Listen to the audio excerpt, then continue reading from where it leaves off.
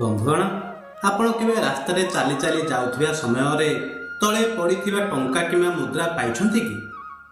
ଅନେକ ସମୟରେ ଆମେ ଏହାକୁ ଏକ ସାଧାରଣ ଘଟଣା ଭାବି ପକେଟରେ ପୁରାଇ ଦେଉ କିମ୍ବା ଅବହେଳା କରି ଚାଲିଯାଉ। କିନ୍ତୁ ଶାସ୍ତ୍ର ଏବଂ ସନାତନ ପରମ୍ପରା ଅନୁସାରେ ରାସ୍ତାରୁ ପଇସା ମିଳିବା କୌଣସି ସାଧାରଣ ସଂଯୋଗ ନୁହେଁ।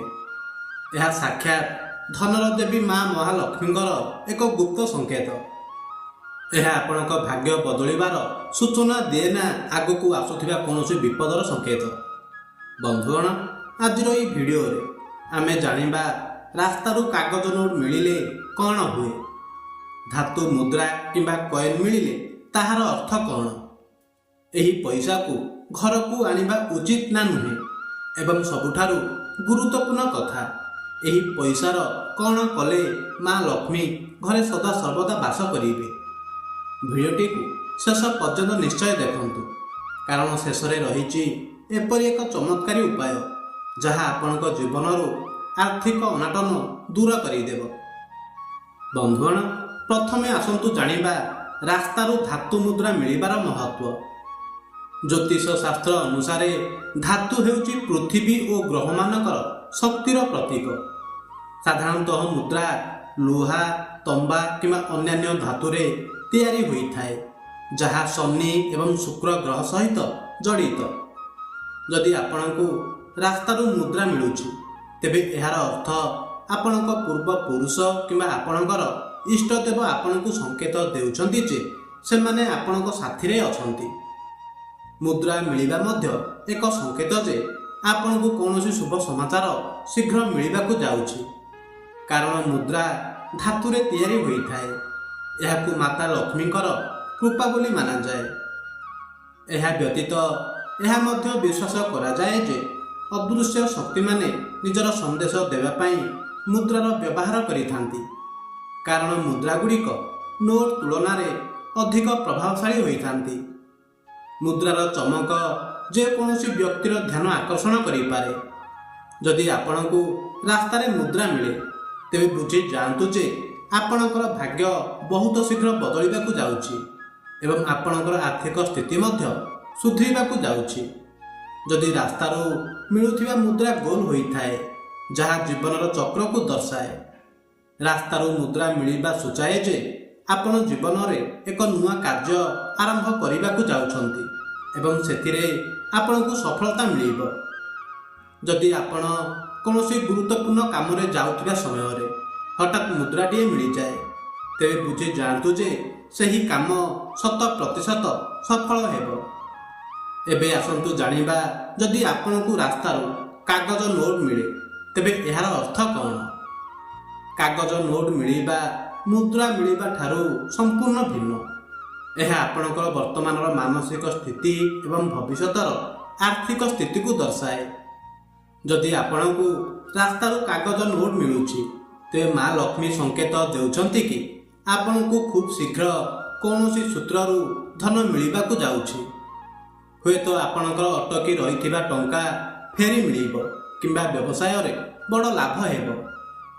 ଯଦି ଆପଣ କିଛି ଦିନ ହେବ ଆର୍ଥିକ ଅନାଟନ କିମ୍ବା ମାନସିକ ଚାପ ଦେଇ ଗତି କରୁଛନ୍ତି ଏବଂ ସେହି ସମୟରେ କାଗଜ ନୋଟ୍ଟିଏ ମିଳେ, ତେବେ ବୁଝି ଯାଆନ୍ତୁ ଯେ ଆପଣଙ୍କ ଖରାପ ସମୟ ଏବେ ଶେଷ ହେବାକୁ ଯାଉଛି। ଯଦି ଆପଣଙ୍କୁ ରାସ୍ତାରୁ ନଷ୍ଟ ହୋଇଯାଇଥିବା କାଗଜ ନୋଟ୍ଟିଏ ମିଳେ, ତେବେ ଏହା ସୂଚାଏ ଯେ ଆପଣ ନିଜର ଆଗାମୀ ଯୋଜନାକୁ ତୁରନ୍ତ କାର୍ଯ୍ୟକାରୀ କରନ୍ତୁ, ସମୟ ନଷ୍ଟ କରନ୍ତୁ ନାହିଁ। ଆପଣ ଜାଣନ୍ତି କି ଯେତେବେଳେ ରାସ୍ତାରୁ ପଇସା ମିଳେ, ସେତେବେଳେ ଏହାର ମଧ୍ୟ ଏକ ଗଭୀର ଅର୍ଥ ଥାଏ। ଟଙ୍କା ପଇସାର ପ୍ରତୀକାତ୍ମକ ଅର୍ଥ ଶକ୍ତି ଏବଂ ମୂଲ୍ୟ ସହିତ ଜଡ଼ିତ। ପଇସା ହେଉଛି ଶକ୍ତି ଏବଂ ମୂଲ୍ୟର ପ୍ରତୀକ। ଯାହା ପାଖରେ ଯେତେ ଅଧିକ ସମ୍ପତ୍ତି ଥାଏ, ସେ ସେତେ ଅଧିକ ଶକ୍ତିଶାଳୀ ବୋଲି ମାନାଯାଏ। ଏହି କାରଣରୁ ବାସ୍ତୁଶାସ୍ତ୍ରରେ ଟଙ୍କାକୁ କାରବାରର ମାଧ୍ୟମ ନୁହେଁ, ବରଂ ଭାଗ୍ୟର ପ୍ରତୀକ ମଧ୍ୟ ମାନାଯାଏ। ତେଣୁ ଯେଉଁମାନଙ୍କୁ ରାସ୍ତାରେ ଚାଲୁ ଚାଲୁ ଟଙ୍କା ମିଳିଥାଏ, ସେମାନେ ନିଜକୁ ବହୁତ ଭାଗ୍ୟବାନ ମନେ କରିବା ଉଚିତ। ଟଙ୍କା ମିଳିବାର ଆଧ୍ୟାତ୍ମିକ ଅର୍ଥ ଏହା ବି କୁହାଯାଇପାରେ ଯେ ଆପଣ ମୂଲ୍ୟବାନ ଏବଂ ଅଦୃଶ୍ୟ ଶକ୍ତିଗୁଡ଼ିକ ଆପଣଙ୍କୁ ଗୁରୁତ୍ୱପୂର୍ଣ୍ଣ ମନେ କରନ୍ତି। ହଠାତ୍ ଟଙ୍କା ମିଳିବା ଏହା ଦର୍ଶାଏ ଯେ ସେହି ଶକ୍ତି ଗୁଡ଼ିକ ଆପଣଙ୍କୁ ଏହି ବାର୍ତ୍ତା ଦେବାକୁ ଚାହାନ୍ତି କି ଆପଣ ବହୁତ ଖାସ୍ ଅଟନ୍ତି। ଏହା ଆପଣଙ୍କ ପ୍ରିୟଜନମାନଙ୍କର ପ୍ରେମର ବାର୍ତ୍ତା ମଧ୍ୟ ହୋଇପାରେ, ଯେଉଁମାନେ ଏବେ ଆପଣଙ୍କ ଠାରୁ ଦୂରେଇ ଯାଇଛନ୍ତି। ଯେତେବେଳେ ଆପଣଙ୍କୁ ରାସ୍ତାରେ ଟଙ୍କା ମିଳେ, ତେବେ ସବୁଠାରୁ ପ୍ରଥମେ ଧ୍ୟାନ ଦିଅନ୍ତୁ ଯେ ତାହା ମୁଦ୍ରା ନା ନୋଟ। ଏହା ସହିତ ସେହି ସମୟ ଏବଂ ଦିଗ ପ୍ରତି ମଧ୍ୟ ଧ୍ୟାନ ଦିଅନ୍ତୁ, କାରଣ ଏହିପରି ଭାବରେ ଟଙ୍କା ମିଳିବା ଏକ ସଂକେତ ହୋଇପାରେ କି ଆପଣଙ୍କ ପାଇଁ କେଉଁ ଦିଗରେ ଆଗକୁ ବଢ଼ିବା ଠିକ୍ ହେବ। ଏହି ପରିସ୍ଥିତିରେ ଟଙ୍କା ମିଳିବା ଏହା ସଂକେତ ଦିଏ କି ବହୁତ ଶୀଘ୍ର ଆପଣଙ୍କୁ କୌଣସି କ୍ଷେତ୍ରରେ ସଫଳତା ମିଳିବାକୁ ଯାଉଛି। ଆପଣଙ୍କ ଧନଲାଭ ହେବ କିମ୍ବା କୌଣସି ବଡ଼ ଉପଲବ୍ଧି ହାସଲ ହେବାକୁ ଯାଉଅଛି। ଏହାର ଆଉ ଏକ ଅର୍ଥ ଏହା ବି ହୋଇପାରେ କି ଏହା ଆଲୌକିକ ଦୁନିଆରୁ ଏକ ବାର୍ତ୍ତା କି ଆପଣଙ୍କୁ ନିଜର ସମସ୍ତ ଦ୍ୱନ୍ଦ୍ୱ ଛାଡ଼ି ଏକ ନୂତନ ଆରମ୍ଭ ଆଡ଼କୁ ଅଗ୍ରସର ହେବା ଉଚିତ। ଯଦି ଆପଣଙ୍କୁ ରାସ୍ତାରେ ଚାଲୁ ଚାଲୁ 100 କିମ୍ବା 500 ଭଳି ବଡ଼ ନୋଟ୍ ମିଳିଯାଏ, ତେବେ ଏହାର ସଂକେତ ହେଉଛି ଆପଣଙ୍କୁ ସତର୍କ ହେବାର ଆବଶ୍ୟକତା ଅଛି। ଏହି ସମୟରେ ଆପଣଙ୍କୁ ନିଜର ଅନ୍ତର ପ୍ରେରଣା ଉପରେ ଭରସା କରିବା ଉଚିତ। ନିଜର ମନର କଥା ଶୁଣନ୍ତୁ ଏବଂ ବିଚାର କରି ନିଜ ନିଷ୍ପତ୍ତି ସହ ଆଗକୁ ବଢ଼ନ୍ତୁ। ଏହାଦ୍ୱାରା ଆପଣଙ୍କ ଜୀବନରେ ସକାରାତ୍ମକ ପରିବର୍ତ୍ତନ ଆସିବ। ଆପଣ ସେହି ସବୁକିଛି ପାଇପାରିବେ ଯାହା ଆପଣ ପାଇବାକୁ ଚାହୁଁଛନ୍ତି। ଏହା ସହିତ ଆପଣଙ୍କୁ ନିଜ ଲକ୍ଷ୍ୟ ଉପରେ ମଧ୍ୟ ଧ୍ୟାନ ଦେବାକୁ ପଡ଼ିବ। ହଠାତ୍ ତଳେ ପଡ଼ିଥିବା 100 କିମ୍ବା 500 ଭଳି ବଡ଼ ନୋଟ୍ ମିଳିବା ଏହି କଥା ଆଡ଼କୁ ଇସାରା କରିଥାଏ କି ଭବିଷ୍ୟତରେ ଆପଣଙ୍କୁ ବହୁତ ବଡ଼ ଶୁଭ ସମାଚାର ମିଳିବ। ଯଦି ଆପଣଙ୍କୁ ବ୍ୟାଗରେ ଭର୍ତ୍ତି କିମ୍ବା ପର୍ସରେ ପଇସା ମିଳେ, ତେବେ ଏହା ପଥିକ ସମ୍ପତ୍ତି ପାଇବାର ସଂକେତ ହୋଇଥାଏ। ରାସ୍ତାରେ ମିଳିଥିବା ଏହି ଧନକୁ ଦେଖିବା ଆପଣଙ୍କ ପାଇଁ ଏକ ପରୀକ୍ଷା ଅଟେ, ଯାହାକୁ ଆପଣ ନିଜର ସଦ୍ଗୁଣ ଦ୍ୱାରା ପାର କରିବାକୁ ପଡ଼ିବ। ଆପଣ ଏହି ଧନରୁ କିଛି ଅଂଶ ମନ୍ଦିରରେ ଚଢ଼ାଇ ପାରିବେ ଓ କିଛି ଅଂଶ ଗରିବ ଲୋକଙ୍କ ସାହାଯ୍ୟରେ ବିନିଯୋଗ କରିପାରିବେ। ଏପରି କରିବା ଦ୍ୱାରା ଆପଣଙ୍କ ଭାଗ୍ୟ ଚମକି ଉଠିବ।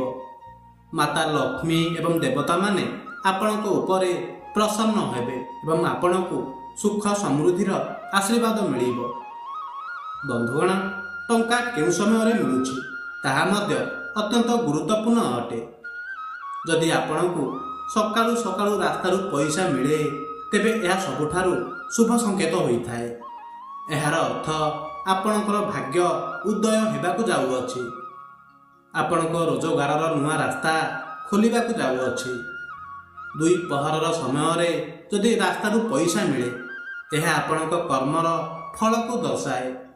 ଆପଣ ନିଜ ପରିଶ୍ରମର ସଠିକ୍ ଫଳ ପାଇବାକୁ ଯାଉଛନ୍ତି। ଯଦି ସୂର୍ଯ୍ୟାସ୍ତ ପରେ ଆପଣଙ୍କୁ ରାସ୍ତାରୁ ପଇସା ମିଳେ, ତେବେ ସାବଧାନ, ଏହା ମା ଲକ୍ଷ୍ମୀଙ୍କ ସଂକେତ ହୋଇପାରେ। କିନ୍ତୁ ଏହି ପଇସାକୁ ନିଜର ବ୍ୟକ୍ତିଗତ ଖର୍ଚ୍ଚରେ ବ୍ୟବହାର କରିବା ପୂର୍ବରୁ କିଛି ନିୟମ ପାଳନ କରିବାକୁ ପଡ଼ିଥାଏ। ଏବେ ଆସନ୍ତୁ ସବୁଠାରୁ ଗୁରୁତ୍ୱପୂର୍ଣ୍ଣ ପ୍ରଶ୍ନର ଉତ୍ତର ଜାଣିବା।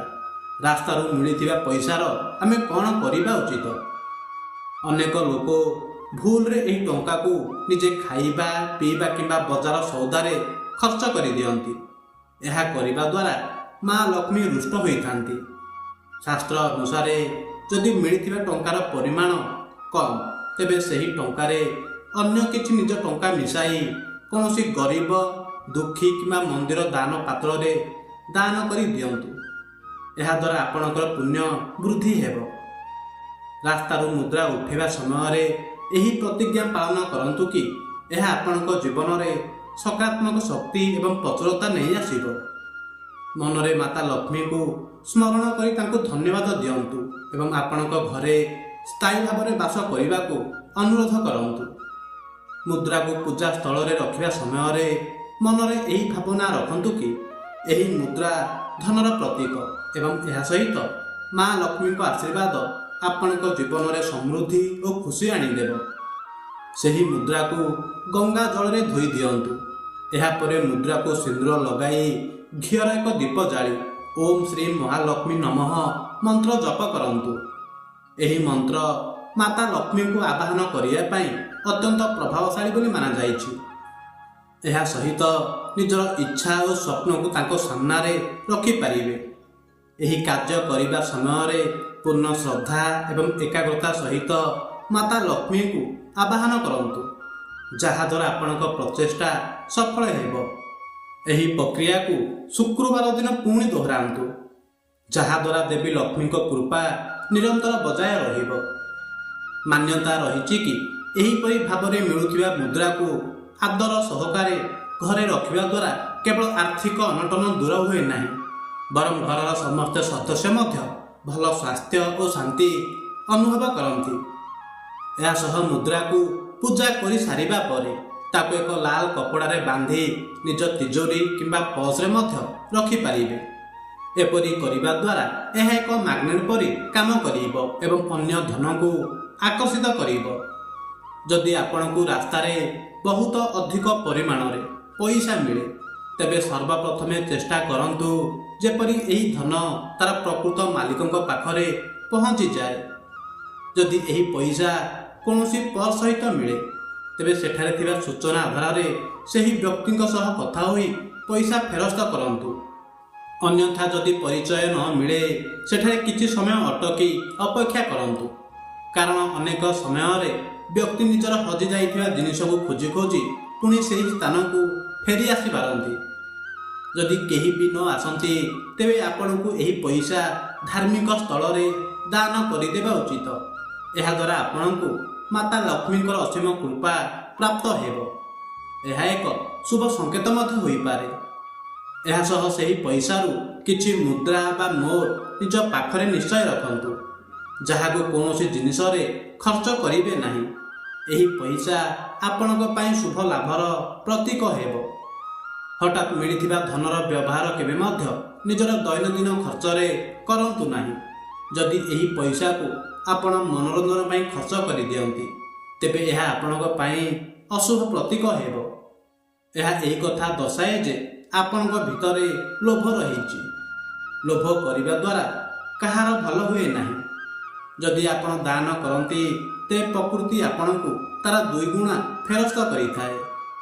ବନ୍ଧୁଗଣ, ରାସ୍ତାରୁ ପଇସା ମିଳିବା ମା ଲକ୍ଷ୍ମୀଙ୍କ ଆଶୀର୍ବାଦର ଏକ ପ୍ରତୀକ, କିନ୍ତୁ ମନେ ରଖନ୍ତୁ, ଭାଗ୍ୟ ସହିତ କର୍ମ ମଧ୍ୟ ଆବଶ୍ୟକ। ନିଜ ପରିଶ୍ରମ ଓ ସଚୋଟ ପଣିଆ ଉପରେ ଭରସା ରଖନ୍ତୁ। ମା ଲକ୍ଷ୍ମୀ ଆପଣଙ୍କ ଭଣ୍ଡାର ସଦାସର୍ବଦା ପୂର୍ଣ୍ଣ କରିବେ। ବନ୍ଧୁଗଣ, ଆଶା କରୁଛି ଏହି କଥାଟି ଆପଣଙ୍କୁ ନିଶ୍ଚୟ ଭଲ ଲାଗିଥିବ। ଯଦି ଏହି କଥାଟି ଆପଣଙ୍କୁ ପସନ୍ଦ ଆସିଥାଏ, ତେବେ କମେଣ୍ଟ ବକ୍ସରେ ଜୟ ମା ଲକ୍ଷ୍ମୀ ନିଶ୍ଚୟ ଲେଖିଦିଅନ୍ତୁ। ଏହା ସହ ଭିଡ଼ିଓକୁ ଲାଇକ୍ କରି ଆମର ୟୁଟ୍ୟୁବ୍ ଚ୍ୟାନେଲକୁ ସବସ୍କ୍ରାଇବ୍ କରିଦିଅନ୍ତୁ। ଧନ୍ୟବାଦ।